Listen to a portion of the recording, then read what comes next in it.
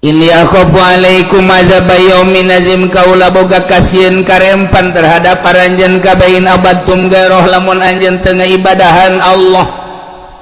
rempan jang aranjeun kabeh azab yaumin azim siksa anu luhur anu agung nu pohara jaga di poe kiamat ketika anjeun ke para raeh ke digiring ka masar ketika anjeun kuarina teu ngaibadahan ka pangeran Allah maneh teh bakal disiksa anu siksa nu pohara yakni neraka memeng ke di dunia ge bakal kena siksa. Kangjeng Nabi Nuh teh geus dibere warning ku Gusti Allah ajakan mangeranan ka aing hei Nuh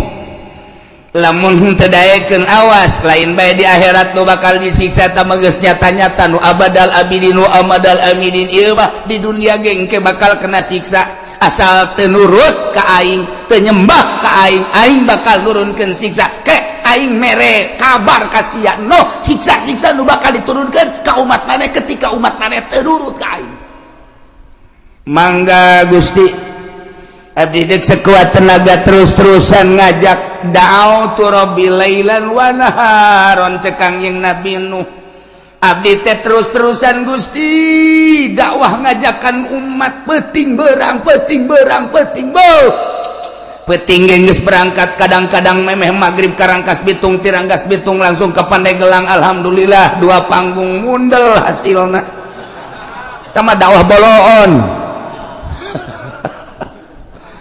jauh dakwah teh ka Cianjur ka Sukabumi beuh horeng bebenangan mah maningan keneh di Tangerang tolol maknya dakwah sih karena bebenangan nah iya dakwah nu bahaya nu kos kadari itu mantap dakwah ti Bandung ka Tangerang ti Tangerang ka Bandung di Surabaya ka Jakarta ti Jakarta ka Surabaya hasilna nihil lantaran lain dakwah nu kos kitu mah usaha melalui dakwah hancur mina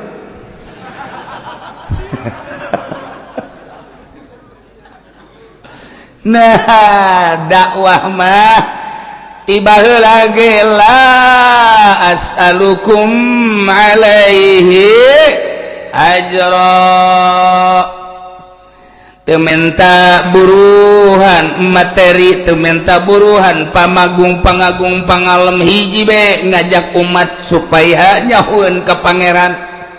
dituntun umat teh nu keur aya di leungeun setan supaya murag di leungeun setanna nu keur aya di leungeun jurig supaya leupas di leungeun jurigna ieu teh deuk diajak ka Gusti Allah lantaran nu ngajakna geus jauheun ka Gusti Allah cacak-cacak diajak ku nu geus jauheun ka Gusti Allah ge jelema mengkol bae atuh komo lamun nu ngajakna encan nyahoeun ka Gusti Allah nyahoeunana kana RP 000000 atuh mal beres umat kajen tetep bae nyana-nyana umat-umat yeula Kangjeng Nabi Nuh da'autu lailan wa naharan Gusti abdi teh ngajakan umat dakwah beurang jeung peuting tanpa pamrih terus bae cek Kangjeng Nabi Nuh ya kaum wahai kaum wa'budullah sing hade nyembah ulah salah sesembahan sembahlah Allah nu ngadamel langit bumi katut eusina termasuk urang dadamelan Allah malakum min ilahin ghairu teu aya pangeran yang urang yang anjeun salian Allah. Inni akhafu alaikum azab yaumin azim lamun aranjeun kabeh wahai kaum teu iman ka Allah teu mangeranan ka Allah rempan Allah di samping engke yaumal qiyamah ayeuna di dunia Allah nurunkeun siksa anu pohara ulah sampaikeun ka disiksa ku Gusti Allah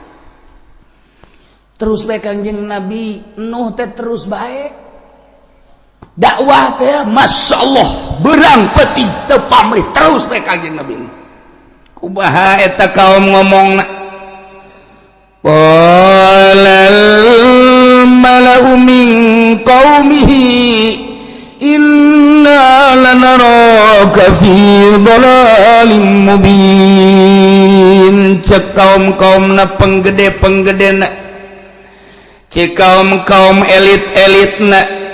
cek pemimpin-pemimpin kaumna ngomong ka Kangjeng Nabi Nuh, heuh Nuh kacapek-capek maneh teh dakwah kadelena teh menyingsingkan tangan luar biasa maneh berangjeng peuting ngajakan umat jakami mah innala naraka sanyana kaula kami deuleu anjeun teh yakin ka anjeun teh fi dhalalim mubin sasar anu nyata anjeun mah jelema sasar kunaon ngajakan pangeran teu kadeuleu anjeun mah no jelema edan lantaran mangeranan kanu pangeran teu kadeuleu. Buktikan coba pangeran teh mana juk pangeran kan mah tuh hayang nu leutik itu nu di juru hayang nu gede itu nu tengah hayang gede jasa itu patung-patung nu dijieun tina kayu jati nu dijieun tina kayu waru haya anu dijieun tina kayu kitu naon ngaranna berbagai kayu-kayu anu seungit nu aya numpuk patung-patung teh ambualayah loba nu dina batu dan lain sebagainya tuh itu pangeran urang dek lelempangan yang mau pangeran nu leutik bisa diasupkeun ka kantong cak Kangjeng Nabi nu ku blon-blon teh pangeran mah aya ngatur lain pangeran diasupkeun ka kantong jadi lamun diasupkeun ka kantong kumaha dibawa penyelamat kan nyana mun siang ngising atuh milu ngising tadi pangeran ku daek dibawa ngising Kangjeng Nabi Nuh dilalaga ngalalaga kaumna tetap no eureun dakwah innala naraka fi dhalalim mubin kaula neuleuh maneh capek aing mah sasar sia ulah gas ulah dakwah sia ayo bandingkan bareng jeung kami kabehan ibadah mah tuh ka pangeran itu jelas nu real bae sih nu jelas ulah sok nu teu kadeuleu ieu mengajakan ibadah ka pangeran nu teu kadeuleu naon Kangjeng Nabi geus radakan nasehatan jijah heueuh nya horenganan baheula ge kos kitu geus aya persamaan aing diciduhan aing dicarekan aing dicaci aing dimaki aing dibunuh horenganan baheula ge kos kitu seuri Kangjeng Nabi hehe ya senyum Kangjeng Nabi masyaallah tuh kan cek Kangjeng Nabi nu ya qaumi laysa bi dhalalah walakinni rasulun min rabbil alamin sok sembarangan maneh nyebutkeun dolal-dolal anu mubin ka kaula kaum kaula laysa bil dolalah kaula mah teh lain sasar teh sasar kaula mah walakinni rasulun min rabbil alamin kaula mah utusan ti pangeran kaula teh utusan pangeran utusan Allah rasul kunaon nyasar-nyasar ka kaula ngabloon-bloon ka kaula ngaedan-edan ka kaula kaula mah rasulun min rabbil alamin ya dengekeun uballigukum risalati rabbi wa ansahu lakum wa a'lamu minallahi ma la ta'lamun uballigukum kaula nyampaikeun ka anjeun risalati kana risalati rabbi risalah pangeran kaula amanat-amanat cak Gusti Allah ieu lakukeun sing nurut ieu larang sing jauhan seluruh perintah disampaikan risalah seluruh larangan disampaikan supaya udah dilaksanakeun ieu kaula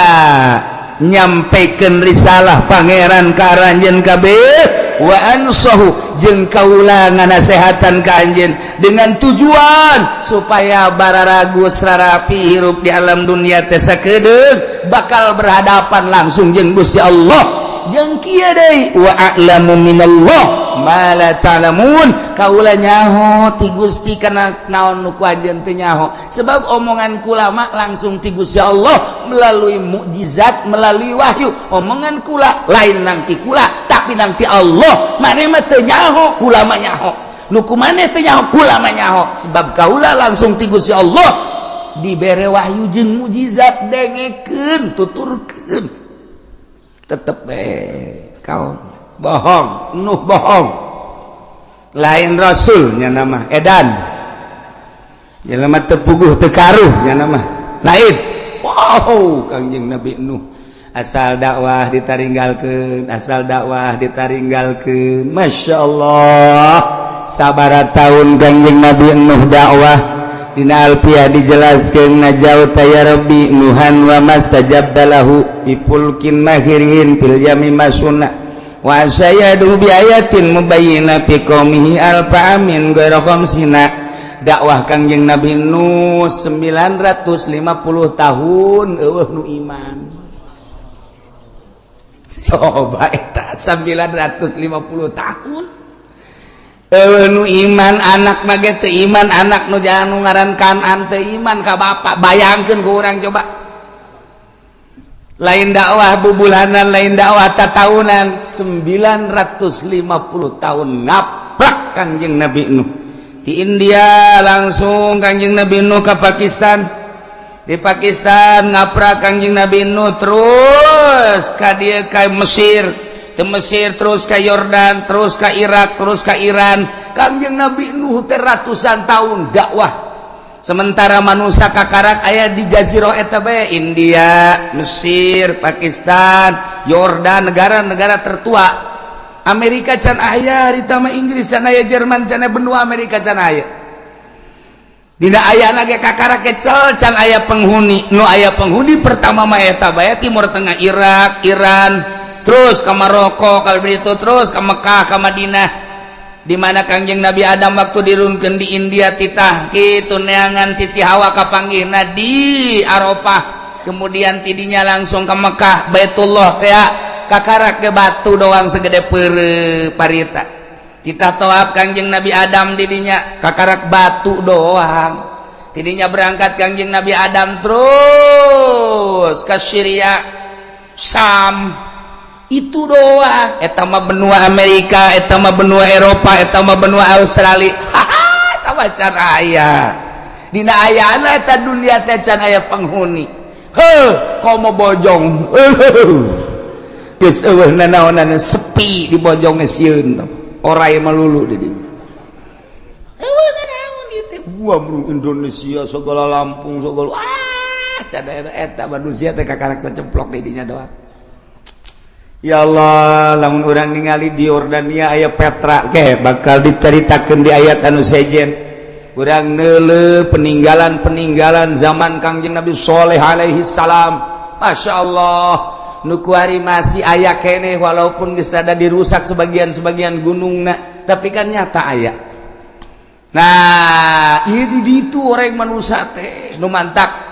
Urang tetep bae neuleuh ka urang ditu. Majuna negara ti ditu, mundurna negara ti ditu, peperangan ti ditu dan lain sebagainya ti ditu. Ulah kaget lamun urang neuleuh Irak peperangan nyana mah teu aneh, urang Irak menyaritakeun perang nyana maca sejarah. Negara tertua di dunia adalah Baghdad, adalah Irak. Geus sabaraha ratus kali perang ti baheula teu aneh. Lamun urang nyaritakeun bangsa Indonesia perang kakarak sakali. Untuk meraih kemerdekaan tahun 45 berhasil di proklamator Bung Karno jeung Bung Hatta. Urang mah sejarah teh eta belah ditu lapisan raja-raja leutik anu peperangan antara kerajaan jeung kerajaan. Di Banten aya sabaraha kerajaan, kemudian di Cirebon aya sabaraha kerajaan, kemudian Jawa Tengah, Jawa Timur aya sabaraha kerajaan. Dicatatlah naon kitu di sejarah Majapahit, Pajajaran dan lain-lain sebagainya. Hanya kerajaan-kerajaan kitu bae. Belah dieu eta mah tuh lalakon nu baheula mah di ditu. Kanjeng Nabi Nuh dakwah antar negara, lintas negara. Ketika Kanjeng Nabi Nuh deuk nyebrang, encan aya parahu pan harita. Macakeun Ismul Azam Kanjeng Nabi Nuh. Sidakep sakumaha urang deuk salat. Pereum Kanjeng Nabi Nuh dibacakeun bahasa Ismul Azamna langsung menang ti Gusti Allah. Begitu dibacakeun ku aing moal dibacakeun sebab ku sia direkam. Engke ku sia dibacakeun ke pake kilir kanu ngora kanu kolot. Moal ku aing moal rahasia ieu mah rahasia.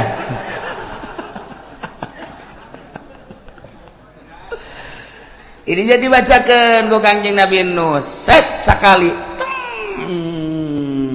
Bisa hiber napak sancang di luhureun laut. Kangjeng Nabi Nuh ketika kecapean lengkahna salengkah sakilo blah blah blah. Bu urang mungkos gitu tereh datang jasa tah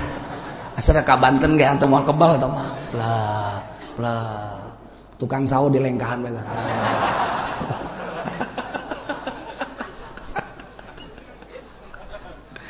Awan lu hese Gusti Allah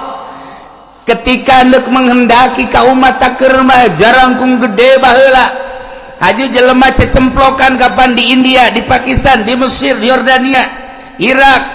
kemudian Iran, kemudian Syria geus araya di zaman Kangjeng Nabi Nuh teh cecemplokan lantaran 1000 tahun masa Kangjeng Nabi Adam alaihissalam dua incuan baranakan anak baranakan cecemplokan ditugaskan Kangjeng Nabi Nuh teh titah ngajakan ibadah ka Gusti Allah tapi 900 tahun 950 tahun iman datang ka Kangjeng Nabi Nuh kalepasan ngadoa Gusti abdi tepan utusan Gusti da'utu rabbi lailan wa naharon tapi kieu-kieu teuing Gusti eueuh hiji-hiji acan iman siksa habek kalepasan ngomong nyana ge haju ngabalir siksa ulahnya poharapan eta antar negara lintas lempang dibere ku Gusti Allah Ismul Azam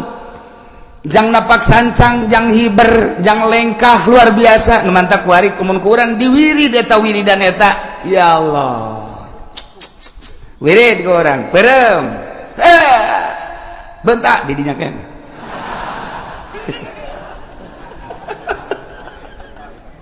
atuh urang wah wiridan ngadahar samangka 10 sorangan wiridan ngadahar rambutan lamun henteu tilu kata manya bisa hiber kos gitu tapi urusan dahar makan berbeda jeung ruh urang lamun caritakeun wali abdal teh yartahiluna limakanin ila makanin akhar wa yakhtalifuna fi surati wali abdal setiap saat jumlahna aya 70 ketika di Banten wali abdal nyokot di Jawa Tengah jang nyicingan Banten ketika di Jawa Tengah ngan hiji-hijina deui nyokot di Malaysia ketika di Malaysia nyokot lah di luar negeri setiap saat kudu aya bae lamun walian siksa Allah turun emang kumaha gitu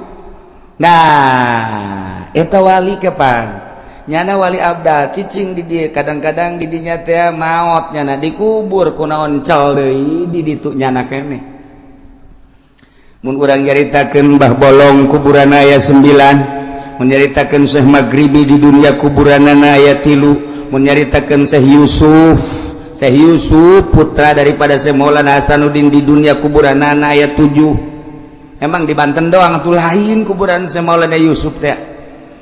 kemudian atuh urang lamun nyaritakeun Bung Karno waktu di Digul aya di Tanah Abang aya di Jawa Timur aya urang lamun nyaritakeun belah dieuna ngan teu meunang dipanjang-panjang we cerita Gus Dur waktu kerja Australia pas kabeneran Syekh Munawir Kiai Munawir maot aya di ditu ketika aya nu nelepon peuting dijawab ku Gus Dur di imahna padahal Gus Durna keur di imah saha nu ngajawab ieu urang keur carita keanehan geus urang ulah leuwih teuing nyaritakeun ieu mah tah wali bae bisa ruh hiji bisa mencala putra mencala putri Tuan Syekh Abdul Qadir bisa jadi 40 Abu Hasan As-Sazili bisa jadi dia kisahna 12 trak ye emang kumaha gitu malaikat Jibril alaihi salam ku Gusti Allah malaikat datang ke Kangjeng Nabi bisa ngarupa Hidayatul Kalbi padahal jangjangna sabelah 600 sabelah ieu 600 ketika datang ke Kangjeng Nabi ngarupa seorang sahabat nu pangkasepna ngaranna Hidayatul Kalbi leutik biasa semampai kasep luar biasa eta jangjang nu 600 ka mana ketika dipertanyakan ketika nyana ngarupa Hidayatul Kalbi eta ka mana nu aslina eta apa lain malaikat Jibril urusan Allah ruh hiji malaikat Jibril bisa 2 bisa 3 bisa 4 maha kawasa Allah nu mantak ge Allah babarian ketika endek nyieun wali Allah. Urang lamun nyaritakeun Gus Dur beuki dahar, Gus Dur beuki huro-guro, Gus Dur beuki tapi ku Allah diangkat. Tanda kewalianana aya geus ulah hese-hese tanda kewalianana loba lah. Tetapi kan lamun deuleu sosokna kitu bae urang. Urang ge lamun kabeneran hirup babarengan jeung tuan saya jeung saya Maulana Hasanuddin pasti bae kahirupanna biasa bae. Tapi kapan karomana lain lalagaan. Urang lamun babarengan jeung Syekh Syarif Hidayatullah meureun biasa bae wali teh. Ja eta mah urusanna batin, urusan Allah. Lamun urang nyaritakeun tentang wali, aya nu di gunung bae, anu di leuweung bae, aya nu teu daek, gitu bergaul jeung masyarakat, eta mah wali-wali anu leutik pangkatna. Nu di gunung bae, wali teh di leuweung bae, wali di jero imah bae, wali leutik pangkatna. Lantaran nyana teu ngurusan umat. Wali nu istimewa mah nyana diangkat jadi wali, umat kaurus ku nyana. Emang geus kitu bae diciptakeun ku Gusti Allah, teu boga kasieun, teu boga kariweuh, teu boga kaprihatin. Nyana mah seakan hirup babarengan jeung Allah, ngan ditugaskeun ku Allah titah nyampaikeun ka umat. Hampangeun Gusti Allah mah jelemana nyana daharna beuki tapi peuting hudang babari. Ras ka diri urang, peuting molor bae. Maca Quran saayat heuai. Ngadaengkeun ngaji mun teu bari ngopi teh jalan. Dek ngaji geus pas ini jeung tukang wuduk heula. Dan lain-lain sebagai jauh amat sih urang mah kos kitu amat sih. Ketika salat asana bareurat amat. Neuleuh nu berjamaah asing urang mah. Oh bisa kos kitu. Urang mah sakitu diberena ku Gusti Allah. Lamun nu diangkat ku Gusti Allah tuh babarieun jeung hampangeun. Naon hesena tuh sebenarnya mah teu kudu make babacaan tapi Allah selalu mere babacaan. Baca eta peureum Kanjeng Nabi Nuh set di luhur laut. Baca eta lengkah ngalegaan. Baca eta embung ngalengkah ceuk Kanjeng Nabi Nuh ka ulama tapi hayang datang bae. Cidalah ka Kanjeng Nabi Nuh tah ti negara ka negara dek dakwah. Tah ditiup ku angin. Ti India datang ka Mesir, brak datang. Percis kos kipudoli ku hari. Atuh nu kumaha atuh? Ai baheula makan make babacaan ku hari mah nyana mah make bensin. Berangkat ti dieu ka Rangkas Bitung, saya datang plak ka ditu. Mantak ku harus mengetahui dong. Harga bensin mahal. Bodem habek.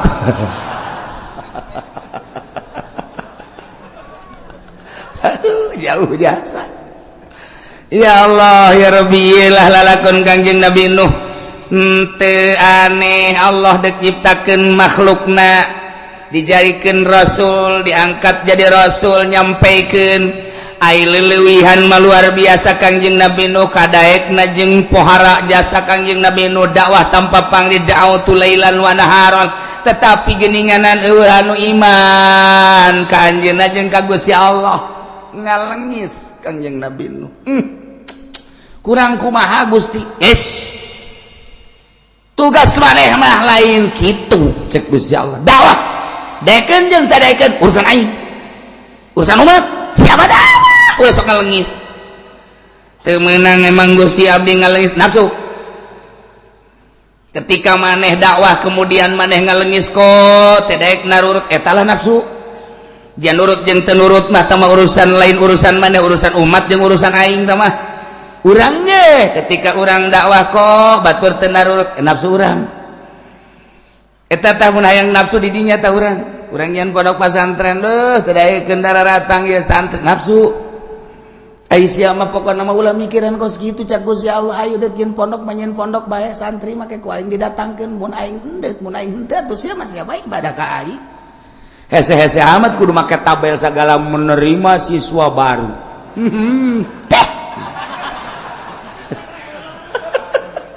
Geus lain karena Allah tah kos kitu mah tuh nalahonan. Ieu mah lamun deuk ikhlas kos kitu mah ngaranna teu ikhlas, pek bahaya indek mah. Ketika urang dakwah aju hayang dituturkeun eta lah nafsu di dinya lah kudu diomean ku urang. Tuh aya perbedaan urang jeung kiai anu ku haju urang na bendu eta lah nafsu ngaranna perbedaan puasa baik datang ka kuari teu nyambung aing mah dinya asal ki uci bae naon beda puasa jeung aing kunaon sih ibadah ka Allah nunduk dari mana Allah kok bendu ka kula ulama teu pernah bendu ka sasaha ge adapun perbedaan itu masing-masing bae ge Allah nu narimana aya nu embungeun datang ka imah kula teu hayang aing mah ka imah ki uci kajian kumaha datang ka paeh aing mah karugi-rugi sia goblok ji atuh naon aing mah rugi henteu naon henteu ngan paling aing mah teh dibere jeruk doang ku sia tuh rugi kabehan mah tungtung nama eta aya kiai nu geus kitu ulah mun aya tetangga urang kitu nasehatan ulah ibadahna ti ku Allah nundek narimana Allah adapun urang jeung urang atuh biasa bae perbedaan maju biasa tuh kok jadi perbedaan kos kitu kuari aya nu embungeun nikahkeun asa aya keuci moal aing mah moal kajian kuku kunaon puasana beda jeung aing lebaran beda riweuh aing mah cenah ya Allah can nyaho nu salah saha nu bener saha eta mah sesuai jeung keyakinan lantaran dina ilmu thariqah mah bawa ilmu teu kudu nanyakeun ka batur sia ilmu sia pake sesuai jeung keyakinan ulah neuleuh batur mendek nuturkeun deuk teh sia yakinkeun ka Allah haju yakin ka Allah tuh geus adapun batur dek nuturkeun deuk teu bendu tama urusanana sabodo tama we aya nu dikunci masjid dah aya nu teu meunang nahonan teh kikituan teh geus bae hayu ulah sok aju bendu eta kadanya ka ceulik ulah nikahkeun aya ki uci lain moal teh hayang kapanggih emang kunaon sih kos musuh bae bong beda lebaran jeung aing atuh iya ieu teh gede naon teu naon teh urusan ibadah ka Allah tah eta nafsu tah mun hayang nyaho tah di jerona teh nafsu tah kos kitu tah tah eta lamun hayang nafsu tah kos nyaho nafsu tah kos kitu ya Allah ya Rabbi kok handap amat sih Quran aya di nyana hadis aya di nyana kitab aya di nyana perbedaan kos kitu kok jadi teu nanya sih nah iyalah hawa nafsu nah ieu keur carita Kangjeng Nabi eno ngalengis ka Gusti Allah Gusti kok cek Allah eta mah nafsu sia ulah dibawa sia mah dakwah ajak reken teu reken lain urusan sia hampura Gusti aduh salah teh Kangjeng Nabi Allah salah sujud Kangjeng Nabi Allah cerik ngalih mantek nuh ngaranna loba kasalahan cerik asal ngadoa cerik Kangjeng Nabi Nuh masyaallah kaum kaulah teh laisa bidolalah teu sasar teu salah kaulah ngajakan teh ibadah ka Allah lantaran kula walakinni rasulun mir rabbil alamin utusan pangeran uballigukum risalati rabbi kaula nyampaikeun ka anjeun kana risalah pangeran kaula ieu perintah laksanakeun ieu larangan jauhan